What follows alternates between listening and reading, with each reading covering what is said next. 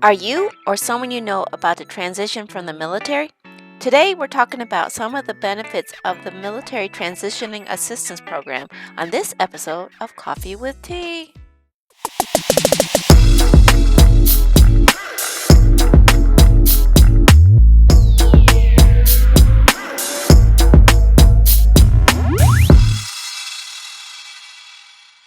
Hello, friends, and welcome to another episode of Coffee with Tea. I'm your host, Tanya Tyler, and I'm excited because I'm going to connect with one of my old retirement folks from the military, Mr. Marte Gifford. So, welcome, sir, to the interview. Yes, I'm back with Sergeant. I know a lot of people don't know me from that, but yes, we're Yeah, going to man. dive into because I saw you. We're on LinkedIn together, and like I said, I keep up with all my military retiree, or well, you're not officially retired yet, but we keep up with our military family, Yeah, and we've been stationed to a couple places yeah, together. yeah. And so when I see you podcast, I was like, I have got to connect with you. So before we dive into that conversation, I want to allow you to introduce who you are, what you're doing, and maybe talk about how this whole pandemic has shifted everything that you're doing right now, and then we could dive into the retirement thing. Okay, so my name is Marte Gifford, Sergeant Gifford, soon to be retired. 24 years in service. Whoo! I did not Woo! think I was gonna do 22. I didn't think I was gonna do 8 years. I thought I was getting out after the first enlistment. But you do know I go down many rabbit holes, so keep me focused. Okay, so the pandemic messed us up. We came back from Germany. I was the first sergeant in HHD 421st Medical Battalion. Um, and I got pulled back to the stateside to go to Chicago a year earlier. And so as soon as we touched down, we're like, Chicago, it's cool, right? Food, it's gonna be great. And then the day after we got there, I would say maybe within a week of us getting to Chicago, the pandemic happened. So we're new, we don't have a vehicle, and everything shuts down. It's new. No one knows. It's not like you come in and you coming into the pandemic. It's like, what do we do? And then they say, y'all don't do anything, stay home. Well, I don't have my vehicle, it's on a ship. We don't have any way to get around to get food. It was so crazy. So it was like on top of the stress of moving, shout out to all the military families, the spouses, and everybody that pick up and move. Take that stress and then add the pandemic on top of it. And so with that, it kind of ushered in the social media movement, right?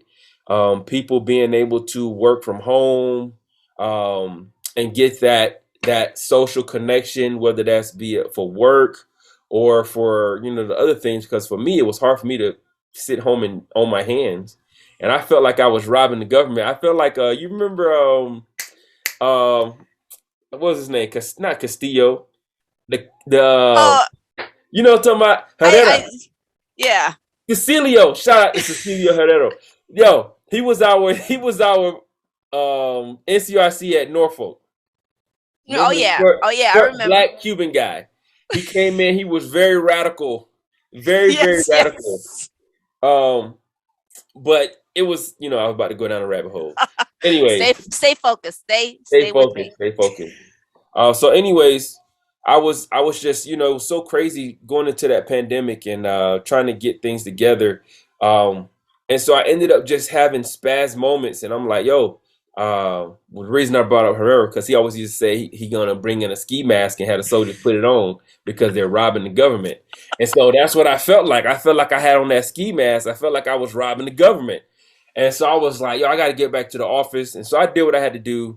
I found a way to get back to work, and get my soldiers back to work, and then PT, right? Because that's the biggest thing. We was transitioning from the APFT into the sixth event ACFT, and majority of them was failing, right? Right. Yeah. And so it was like, you're not gonna pass. I know if I'm at home chilling, I know you're at home chilling. Don't play games with me. I know you're not doing the leg tuck at home, which they took it out. Anyways, um, So yeah, we did that and ended up loving it in Chicago, except for it's not one winter in Chicago, it's like five different winters. They was like, oh, this is only the second winter. I'm like, second winter? What does that even mean? They was like, it's like three or four more to come. And sure enough, the ice wall got bigger and bigger. Look, by the time you leave Chicago, you are a winter expert. So yeah, man. And then I made the decision. My wife and I sat down. We made the decision to go ahead and hang the boots up. I always said I was going to do it till the wheels fell off, but the wheels started wobbling. So I know how that whole transition. So we're going to start talking about the retirement because you've had a very interesting transition. So, yeah. tell a little bit. I mean, when I retired in 2010. Woo. So I know retirement is so different now. So tell Yeah. me a little bit, we were going to talk about how you're dealing with the transition of retirement. So how has it been for you? And maybe some tidbits for those who are maybe getting ready to transition that Yeah. maybe they don't know. What would you like to share? So for when you retired, you was under the ACAP system, right? Yes. And Yes. so they transitioned from ACAP into a system that they were calling the Soldier for Life Transition Assistance Program, SFL TAP. And that was great, except for our MOS. Soldier for Life is great. However, if you're on a Navy base, you're not getting Soldier for Life, assistance. You're getting Navy for Life assistance, right? And the lingo, and sometimes they don't want to sign the paperwork.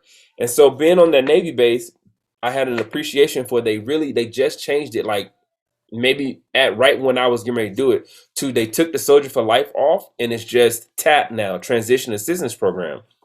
Same basic principles, but now they have like the hiring heroes, the skill bridge program. It's a lot of different programs that they have now that is there, and higher headquarters are forcing they're forcing the hands of the commanders and the command teams to get their people out there because let's face it, the real reason why they're forcing it is because when you get out and you go unemployment, the military is still paying that bill, right? So if they do what they're supposed to do, right, utilize these programs, you get people out into the workforce, and now you get 180 days. 180 days where you are allowed to go TDY to, I'm about to say Enron, Microsoft. I don't know, somebody at Enron or somebody talking about it. It's Russia. Look, but you go 180 days out. You can go to Microsoft. You can go to Amazon. You can go to any of these places that partner with the military, and they're there. John Deere has a program, big program in Wisconsin or Iowa area, where they'll take you, they'll train you, and a lot of times you go in for like maybe it's not a baseline. They're looking for the military people coming out, especially with the honorable discharges, right? And if you're coming out of retirement, they're looking for you. So you get out, you do your little, 6 months. By the time you finish, you basically have test drove each other. So you could be like, you know what?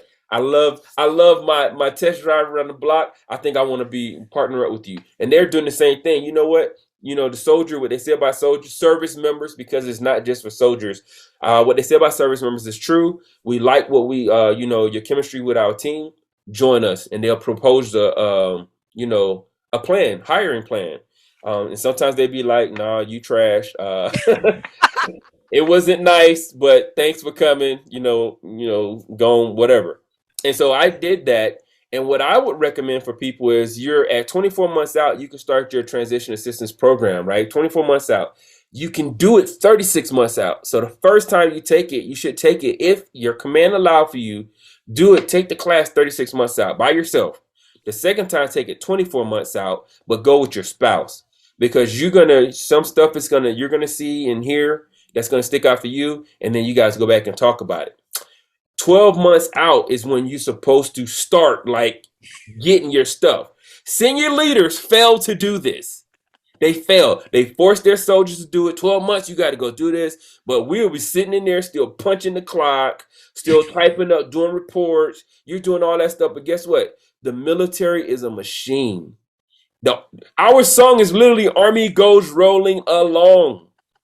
They're telling you it's a machine. It's designed for, and it's good that it's a machine because it's designed to plug and place certain things. If we understand that we're the human aspect of that machine, as the human aspect, we have to say, okay, if anything happens to me, guess what the Army's going to do? It's going to roll Roll along. along.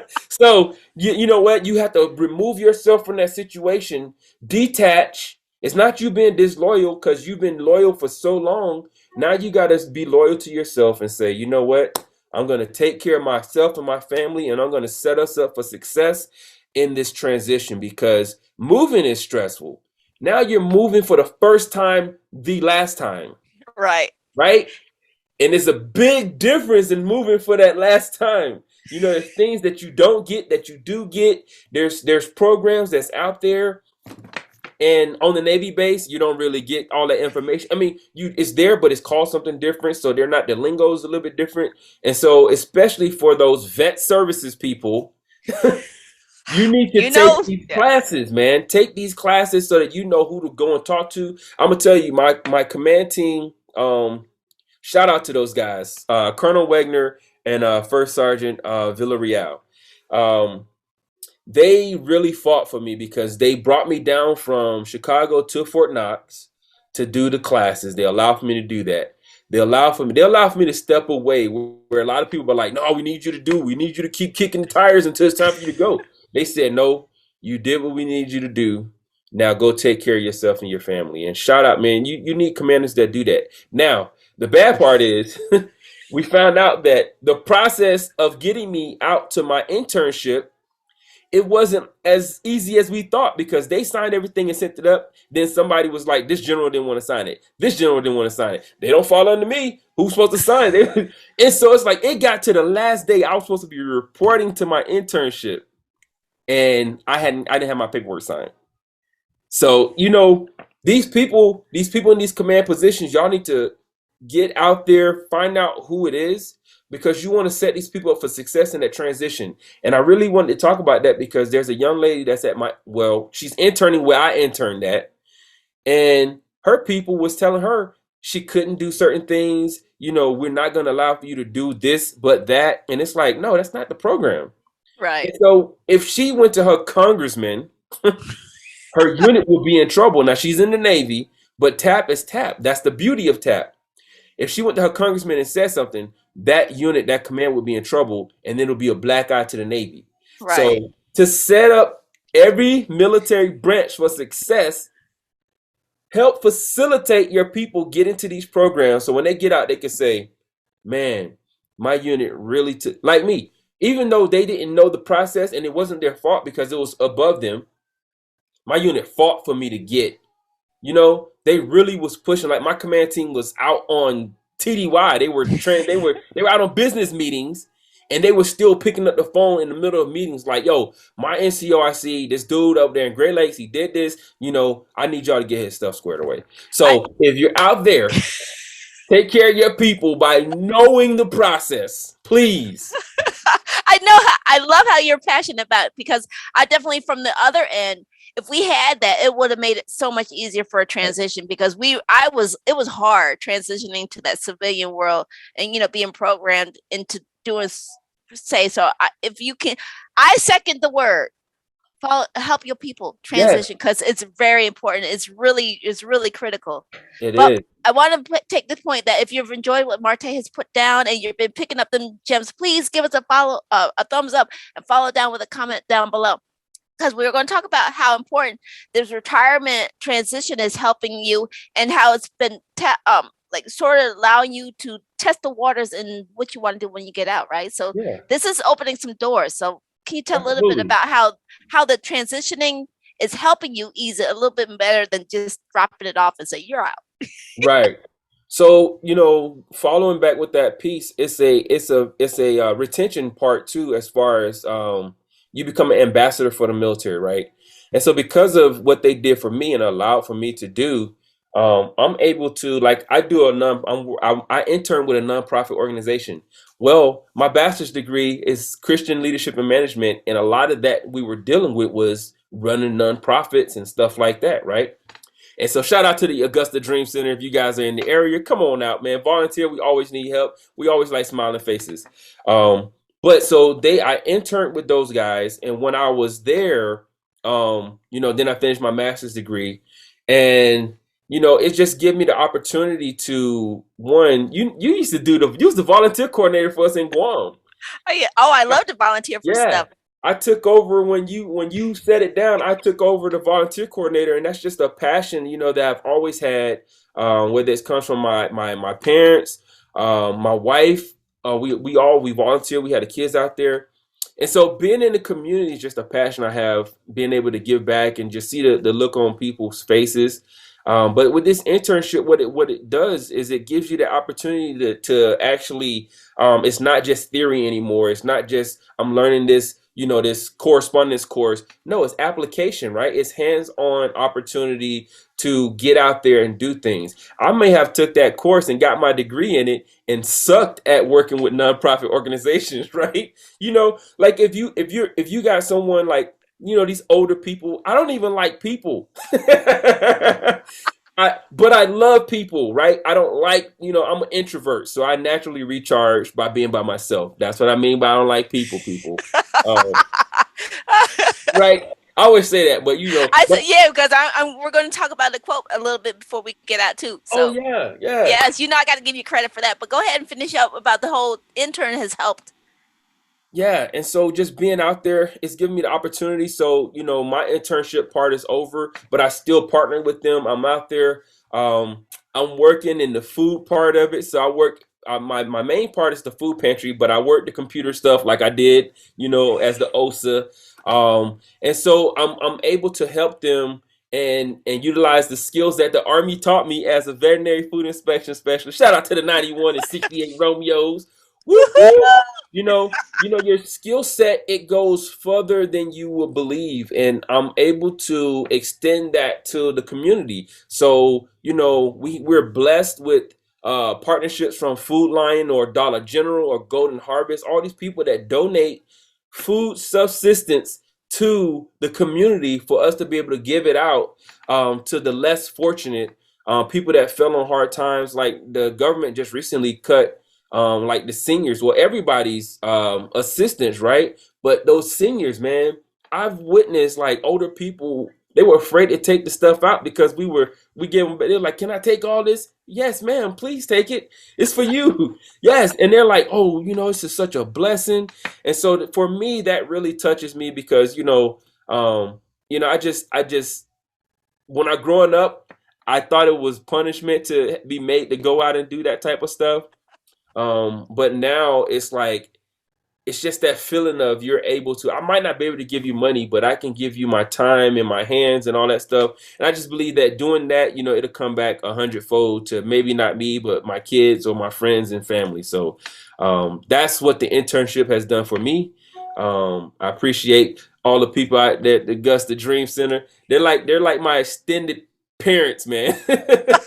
Like all these old people. Yeah, not all old people, but it's a lot of older people, and you come in, they'd be excited to see you. When I ruptured my Achilles, oh my God. I played basketball, I turned basic move. I ruptured my Achilles. When I got back out there, they were like, sit down somewhere, we'll come and bring the stuff to you. So it's just beautiful, man. I really do appreciate the opportunity that the Army afforded for me to have, so thank you to the Transition Assistance Program and everybody that had their hands in there. And thank you to the director, Miss Kelly, who, Pastor Kelly, Miss Kelly, who allowed for me to intern at the Augusta Dream Center. Well, I'm glad, thank you for connecting with me, but I always have to ask, like, what's one thing you want people to take away from your interview today that if they don't hear anything else that you're talking about, what's the one thing you want them to take away today? For me, I never thought that I would have served as long as I served, but I love soldiering. And I think that my love for soldiering came from my pops, who was also a soldier. And, he always taught us to, take care of your people as if they're your own. Like take care of your soldiers like they're your kids. If not your kids, like your younger cousins. And if they're older than you, like your older aunties and uncles who don't know no better. You still got to guide it. You can lead upwards too, right? So just to care about people, man. If you care about people, and it comes back. It comes back, and you'll be blessed for it. Yeah, that's what I want people. That's what they asked me on my Audie Murphy and my Sergeant Morales boards. Is like, what do you want people to take from you? I mean, just that I care.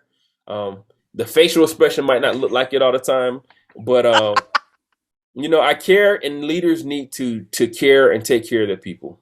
Yeah, definitely. They can definitely pick up your vibe. I can definitely tell that. Yeah.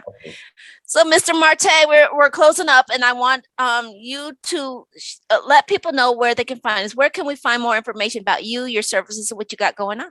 So on top of the stuff that I'm doing at the Augusta Dream Center, I'm shouting out my shameless plugs for the Augusta Dream Center. We do have a run coming up, by the way. It's a 5K fun run. You can walk, run, skip. You can do whatever you want to. Come out, serve in the community or, support. You can find me down there, but you can also find me. I'm a podcaster. I'm on social media. It's Papa Gift, man, at Twitch and at YouTube. Marte Gifford on YouTube, or you can just Google Papa Gift, PAPPAGIFF, and check me out, man. While you there, smash the like button and subscribe, man. It's free 99. Come on. And the quote that you were talking about, the quote. So I didn't have the greatest leadership, or I should say that my leadership was young when I first came in, and they are instrumental. They were instrumental for me because I learned from them learning. But my quote was, you can learn two things from a leader: how to be and how not to be. The one that is taught, it depends on that leader. And so basically what that means is that it don't matter if you have a good leader or a bad leader, you can still learn something from them. And you've said something about it. Shout out to Chief Denham. She mentioned something about it. She's like, I'm stealing your quote. But it was really just, it was for me, because I remember those times when my raw and untamed, newly promoted E5 sergeant, she used to be like, shut up, Gifford, do push-ups. And I'm like, yo, it's not going to be too many more of them shut up Giffords. I said that in my head because my father was military, and he was military intelligence, and I thought if I did something stupid, he would know automatically, because, I'm thinking like some James Bond 007 type military intelligence, I ain't know. So I was like, I can't make him look bad. I can't put a bad name on his name. So that's where that came from. I was like, look, every time I see it, I send a message out. It's down there. All right, don't do anything stupid because your dad might find out. I have had a pleasure talking with you. It's amazing how fast 20 minutes can fly by, but I would love to have you come back and we can dive down into maybe more of the podcast world and how people maybe are struggling with it. Yeah. Because you mentioned Twitch and stuff like that. So I haven't even got into that. So would you be willing to come back? Yes, absolutely. Absolutely. Good. Thank you. And I want to thank you for your insight and sharing all the information about TAP and transitioning. There's a lot of stuff that's changed since I left. So yes, we gotta stay informed. We gotta keep people informed. So again, thank you for your wisdom and your insight. Thank you for having me. I want to remind everybody who tuned in that yes, feedback is always welcome. Remember, the links are posted down in the description box below. Everything that Mr. Marte has mentioned will be posted down there. So make sure you check out those juicy gems down in the description box. If you enjoyed today's episode, please give us a like. If you want to continue getting more of the insights like what Mr. Marte has shared with us, hit that smash button over there. And remember, did I say smash button? That subscribe button. Hit that subscribe button, and remember, take things in stride, go with the flow, and create your own path. And we will see you back here on another episode of Coffee with Tea. All right, bye-bye.